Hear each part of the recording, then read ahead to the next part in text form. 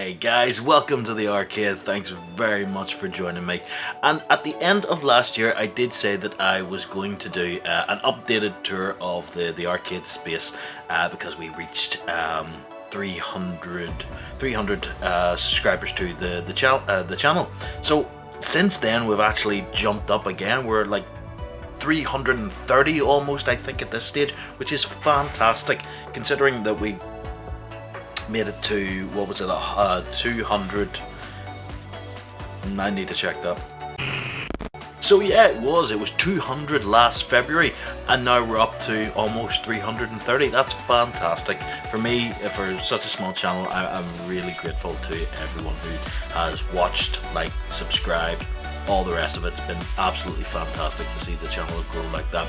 And so I wanted to give you guys an updated tour because we've added a few things, we've built a few things over the year. Now I did want to do it sort of at the end of the year, but the arcade was a wee bit messy with stuff getting stored for the likes of Christmas presents and things like that. So we've been able to mostly tidy everything up. So here we go, let's have a little look at how the arcade is looking at the moment. Thanks very much again, guys.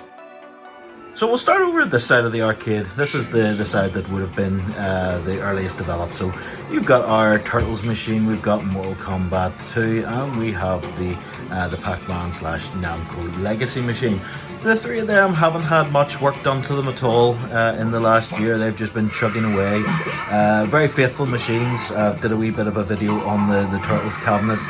It's my first one that I ever picked up, and it's still going really strong. Still very popular game, just because of there's a nostalgia value from the 4-player deck. Getting 4 players around this machine is always a good laugh, and everybody really enjoys that. Then you've got the classic Mortal Kombat 2. Now this is a Gen 1 machine, so you've got the flat deck, you've got the kick plate with the 3 games listed on it, and you've got the sort of the poor quality screen, which you can sort of see if you go over to the side. It starts to sort of wash out and things like that, but you're playing straight on with it. It doesn't really make a difference, and at some stage this machine will probably get upgraded, but for now it does me very well. And then we have Pac-Man, or the Namco Legacy. So one of the first Legacy machines, again, flat deck, bit of an enclosed space around the deck, but you don't really mind that too much because of the position of the controls. It's a single player machine, so it's not too constrictive for you. The first sort of light up marquee, which I still like. I think it's a very good one. And then of course I've got my little Pac-Man neon light sitting above it. And then above that we have the M90, which puts out some brilliant tunes, and I really do dig that. Moving over here we see the arcade control deck from the Legends Gamer Pro. Now for some reason I haven't been able to hook this back up into the puck. The control unit, I have no idea why. It just will not respond. It just wants to connect to my Batocera now. The Bluetooth just will not work anymore. I've tried a number of things to get it going, but I have it hooked into the Batocera, which sort of sits just there at the moment. It's not housed in anything, just sits on top of my my old Xbox. And there she is sitting up on top here. And I don't have a lot of ones in favorites. This is really used for gameplay capture and things like that, but the amount of games on this is just absolutely insane, which I really do love. So yeah, getting very used to using Batocera. It's very powerful. I love being able to sit down and play a few different games on this, and any games that I sort of come to mind that I want to feature with regards to like hidden gems or games that I think that would have made a good arcade machine. This is usually where I get the footage from, and having it on the Legends Gamer Pro, the control deck, just makes it even better. It's a fantastic piece of kit, and it's doing me very well.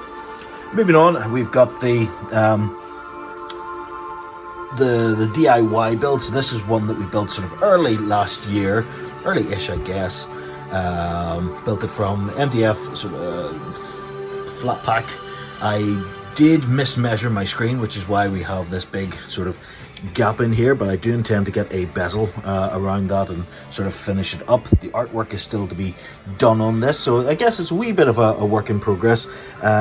We do have it featured. We do have it sort of fitted out to be more of a what would you call it? Side-scrolling beat 'em up kind of ones.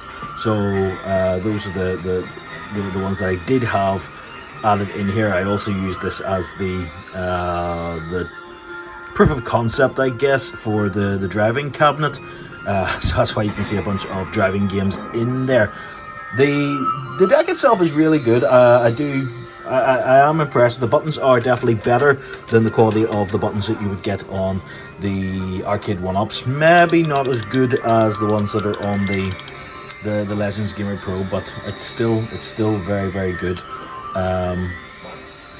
The games on here are all running through RetroPie, and I've no complaints with it. RetroPie is very, very simple to use once you get the hang of it, and you can do quite a lot of things. So there's Knights of the Round running there, another great wee side-scrolling beat 'em up.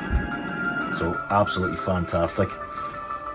Running around here, we have the driving cabinet, which is actually down at the moment. Had a few little issues just with configuration and things like that. So she is all working mostly.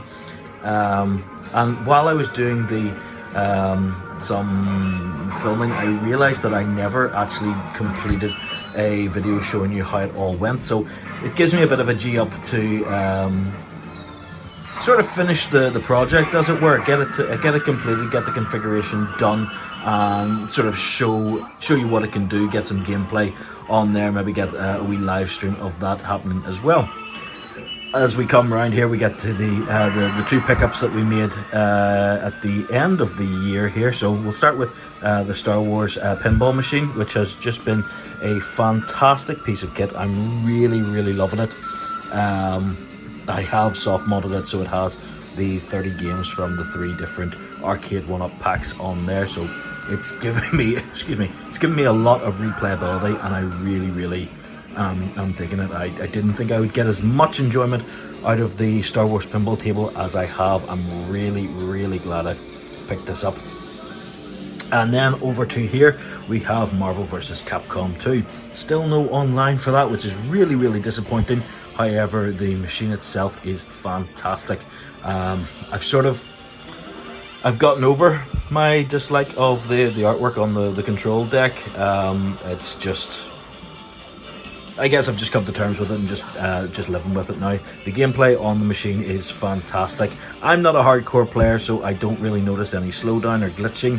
I know people have said it in the past that they can see missed animations, missed frames and things like that. But certainly from the way I play it, it's not something that I really notice.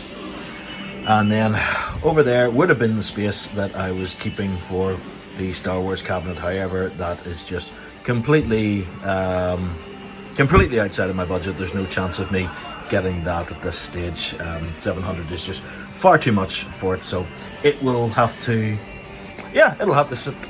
Maybe something will come up that I'll be able to fill that in. But sort of, as you can see, if I stand back here and sort of twist around, you can sort of see that the arcade is pretty much full to capacity at the moment. Now there is the wee space around by the numbskull bubble over there that we could sort of fill something with. If I take that table away, it's possible that I could fit a cabinet or two in there, but I really don't know, because that would mean getting rid of the other the control deck and things like that.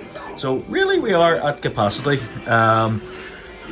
It will be a case of one out to get one in, I suppose, at this stage. Which, yeah, I mean, I'm definitely going to try and upgrade the Mortal Kombat machine. Turtles I'll probably never end up getting rid of. The arcade racer does take up a lot of room. That's definitely a minus on that one, but the gameplay when it's working is just absolutely fantastic. I will hopefully get a video of that very, very soon and show you how it's all set up, all working, and get some gameplay off that. So thanks very much, guys. You've really made this year really enjoyable. I really love doing this. It's been great fun.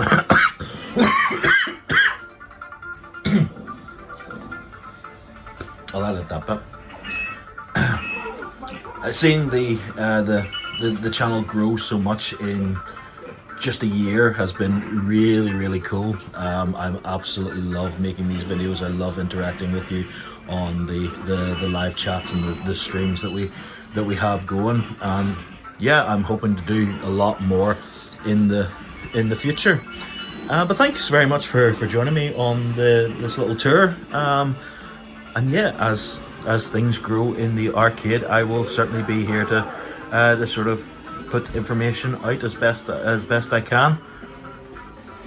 Thanks very much, guys, and I will see you again later. Bye for now.